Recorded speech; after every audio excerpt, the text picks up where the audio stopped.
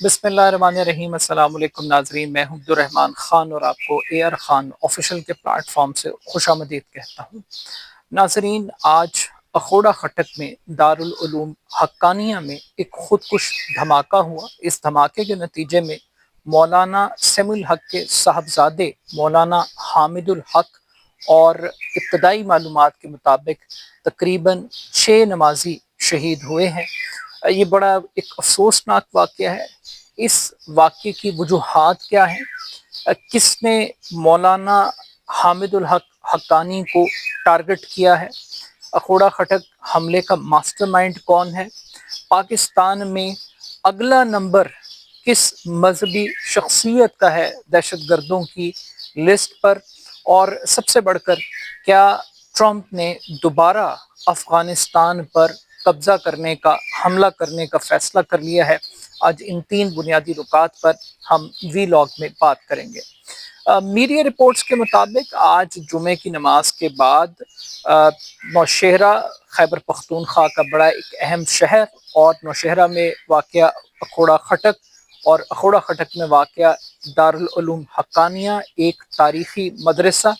यहाँ पर जुमे की नमाज के बाद जब मौलाना हामिदुल हक हक्कानी वो नमाज पढ़ा कर हटे तो फिर एक खुदकुश धमाका हुआ और उस धमाके के नतीजे में वो शहीद हो गए। और बताया जा रहा है कि इब्तदाई तौर पर 6 मज़ीद अफराद इस वाक़े के अंदर शहीद हुए हैं, सैकड़ों अफराद ज़ख्मी हैं।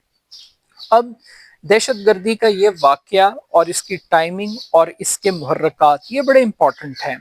ये धमाका एक ऐसे वक्त पर हो रहा है और एक ऐसी जगह पर हो रहा है, एक ऐसा इदारा है जो बहुत मुक़द्दस रहा है, एक इंस्टीट्यूशन की हैसियत रखता है तालिबान के लिए, तालिबान की क़यादत के लिए, और बड़ी मुक़द्दस जगह तस्लीम की जाती है। और इस मदरसे की जो तारीख़ है वो बड़ी इम्पॉर्टेंट है। तारीख़ ये बताती है कि ये मदरसा 1947 में पाकिस्तान बनने के बाद सितंबर के महीने में इसकी बुनियाद मौलाना अब्दुल हक साहब ने रखी, जो कि मौलाना सेमुल हक साहब के वालिद थे। और फिर इस मदरसे ने जो सबसे बड़ा रोल अदा किया वो सोवियत यूनियन के ख़िलाफ़ जो 80 की दिहाई है, यहाँ पर एक बड़ी लॉट को तैयार किया गया और उस लॉट ने पॉलिटिकली और लॉजिस्टिकली और मिलिटरीली बाकायदा तौर पर अफ़गान जहाद के अंदर हिस्सा लिया। और आज भी जो तालिबान की मौजूदा क़यादत है उनमें से बेशतर अफराद इसी मदरसे के फ़ारिग़ तहसील हैं। और इस मदरसे को और मौलाना सेमुल हक साहब को बाबा तालिबान भी कहा जाता है। मगर ये बड़ी बदकिस्मती की बात है कि आज के इस खुदकुश धमाके से पहले 2018 में मौलाना सेमुल हक साहब को उनकी रिहाइशगाह पर कत्ल कर दिया गया था और उनके कत्ल की इन्वेस्टिगेशन, उसके मुहर्रकात कभी भी मीडिया के सामने बयान नहीं किए गए कि उनको किसने कत्ल किया, क्यों कत्ल किया।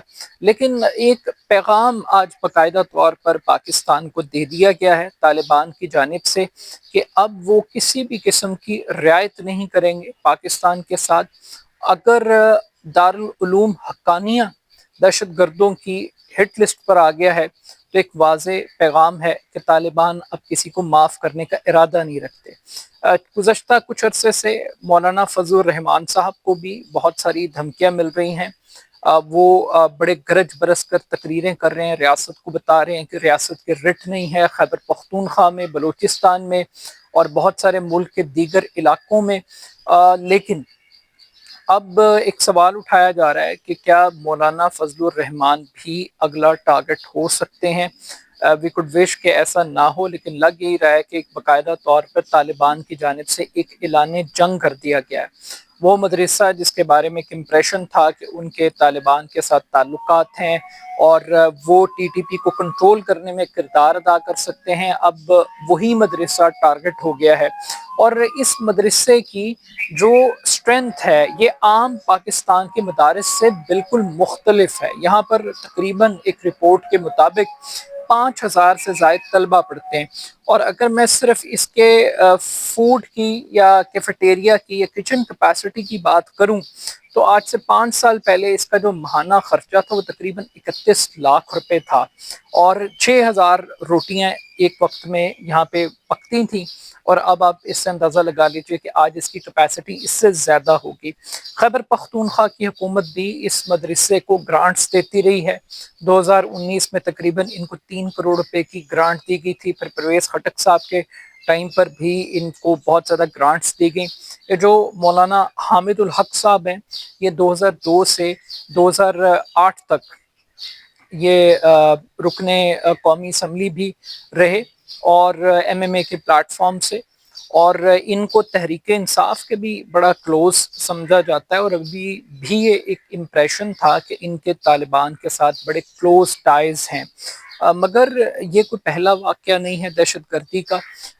جتنے تانے بانے ہیں پاکستان میں اس وقت دہشت گردی کے، وہ TTP کے ساتھ ملتے ہیں۔ اقوام متحدہ میں چند دن پہلے ایک رپورٹ پیش کی گئی، اور اس رپورٹ کے اندر یہ انکشاف کیا گیا کہ طالبان کی جو گورنمنٹ ہے وہ باقاعدہ طور پر TTP کو لاجسٹک سپورٹ دے رہی ہے، فائنینشیل سپورٹ دے رہی ہے، باقاعدہ طور پر فنڈنگ کی جا رہی ہے، ڈالرز کے اندر کی جا رہی ہے۔ ٹریننگ کیمپس بعض صوبوں کے اندر قائم کیے گئے ہیں جہاں پر یہ ٹریننگ حاصل کر رہے ہیں TTP، اور گزشتہ 1 سال کے دوران سال 2024 میں پاکستان میں تقریباً 600 سے زائد دہشت گردی کے واقعات پیش آئے ہیں، اور ان واقعات کی جو سب سے بڑی بنیادی وجہ ہے وہ TTP کو وہ سپورٹ حاصل ہے جو افغان طالبان کے پاس موجود ہے۔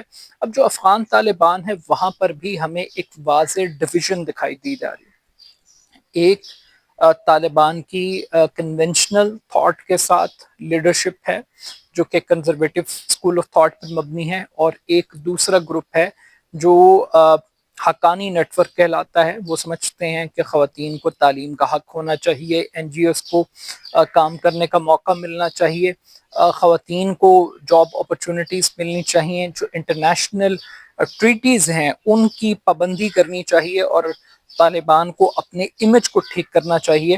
مگر یہ اختلافات شدت اختیار کر گئے ہیں۔ بعض وزراء باقاعدہ طور پر افغانستان چھوڑ چکے ہیں۔ انٹرنیشنل میڈیا وارننگز دے رہا ہے باقاعدہ طور پہ کہ شاید افغانستان کے اندر طالبان اس قدر ڈیوائیڈ ہو چکے ہیں کہ کوئی بغاوت ہو سکتی ہے، کوئی انقلاب آ سکتا ہے۔ اب جو حقانی نیٹ ورک کے ساتھ ایسوسیٹڈ لوگ تھے، دارالعلوم حقانیہ کے ساتھ جو لوگ ایسوسیٹ تھے، وہ تو اب طالبان کی مرکزی قیادت کے اگینسٹ کھڑے دکھائی دے رہے ہیں، مگر یہ ایک واقعہ باقاعدہ طور پر پیغام دے رہا ہے کہ اب TTP اور طالبان وہ کسی بھی قسم کی رعایت نہیں کریں گے، لحاظ نہیں کریں گے، اور انہوں نے اس ٹارگٹ کا انتخاب کیا ہے جو ان کے لیے اسپرچولی ایک درس گاہ کی حیثیت رکھتا تھا علاقہ۔ تو یہ ایک بڑا ایک افسوسناک امر ہے کہ آج جو واقعہ پیش آیا ہے یہ پاکستان کے لیے ایک بڑی وارننگ ہے۔ اب ایک طرف تو یہ دہشت گردی کا واقعہ ہے، مگر اس کے ساتھ ساتھ انٹرنیشنلی بہت ساری چینجز آ رہی ہیں اس ریجن کے اندر۔ ٹرمپ کی جانب سے آج باقاعدہ طور پر یہ اعلان کیا گیا ہے کہ وہ بگرام ایئر بیس کا کنٹرول واپس لیں گے، اور یہ کنٹرول واپس لینے کی جو بنیادی وجہ ہے وہ سمجھتے ہیں کہ اسٹریٹجیکلی یہ ایئر بیس چین پر نظر رکھنے کے لیے بہت امپورٹنٹ ہے، اور افغانستان میں جو امریکن اسلحہ چھوڑا گیا وہ اس کو واپس لینا چاہتے ہیں۔ اور کچھ سٹیٹس ٹرمپ نے شیئر کیے جس میں اس نے بتایا کہ تقریباً 77,000 سے زائد بلٹ پروف گاڑیاں ہیں، اور 7,77,000 رائفلز ہیں باقاعدہ طور پر جو افغان طالبان اب بیچ رہے ہیں باقاعدہ طور پر۔ تو وہ سمجھتے ہیں، اور انہوں نے افغانستان کی جو ایڈ ہے، اسسٹنس ہے، اس کو بھی ختم کر دیا ہے۔ اب یہ جو اسسٹنس ختم کرنے کا جواز ہے اور ایئر بیس پر کنٹرول کی بات ہے، اس سے لگ یہ رہا ہے کہ اب ایک مرتبہ پھر پاکستان اور امریکہ یہ ایک کامن ایجنڈے کے اوپر اکٹھے ہو رہے ہیں کہ انہیں اب افغانستان کے اندر ایک نیا آپریشن کرنا پڑے گا۔ ماضی کے اندر جو وار آن ٹیرر تھی اس کی دارالعلوم حقانیہ نے، MMA نے مذہبی قوتوں نے ہمیشہ مخالفت کی، ہمیشہ یہ سمجھا کہ یہ پاکستان کی سالمیت کے خلاف ہے، طالبان سے ہمیشہ انہوں نے ہمدردی کا اظہار کیا، مگر اس سب کے باوجود اب وہی طالبان کی ہٹ لسٹ پر آ گئے ہیں اور وہی لوگ ٹارگٹ ہو رہے ہیں۔ تو ایک طرف تو یہ معاملات ہیں، دوسری طرف ہم یہ دیکھ رہے ہیں کہ انڈیا کا ایک بڑا ایک وائٹل رول ہے۔ انڈین جو منسٹری ہے فارن افیئرس کی، وہ باقاعدہ طور پر ملاقاتیں کر رہے ہیں طالبان قیادت سے، اور ان کے باقاعدہ طور پہ انڈین بجٹ کے اندر رقم مختص کی گئی ہے افغانستان کے لیے۔